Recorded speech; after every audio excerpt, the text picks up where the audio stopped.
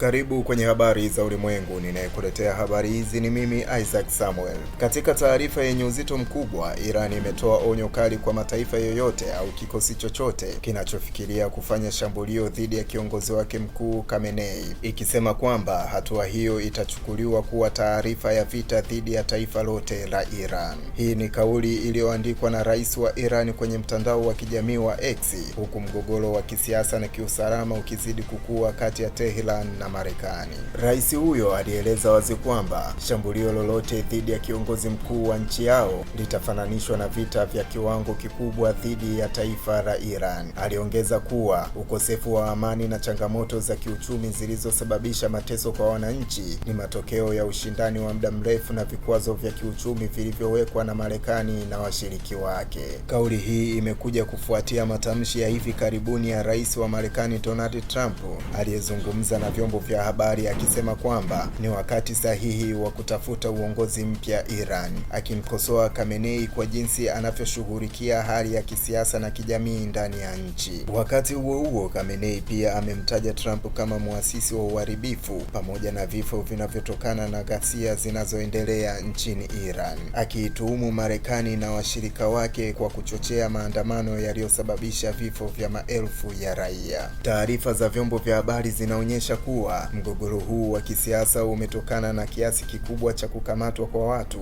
pamoja na vifo vya raia kutokana na maandamano ya kupinga hali ngumu ya uchumi na vikwazo vya nje.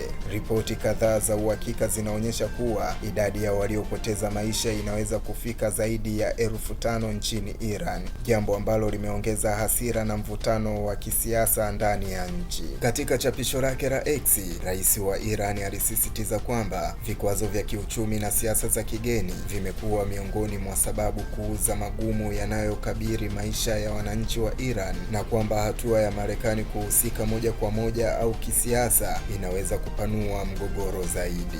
Kwa sasa jamii ya kimataifa imeendelea kufuatilia kwa makini hali hii, huku mataifa kadhaa yakihimiza kutumika kwa mazungumzo na diplomasia badala ya vitisho vya kijeshi. Endapo migogoro na vitisho hivi havitadhibitiwa kwa njia ya majadiliano ya amani, hali hii inaashiria wazi kwamba dunia inaweza kuwa katika hatua ya hatari zaidi ya kisiasa na kiusalama kuliko ilivyokuwa miaka mingi iliyopita. Mimi ni Isaac Samuel na hii ni Vision TV.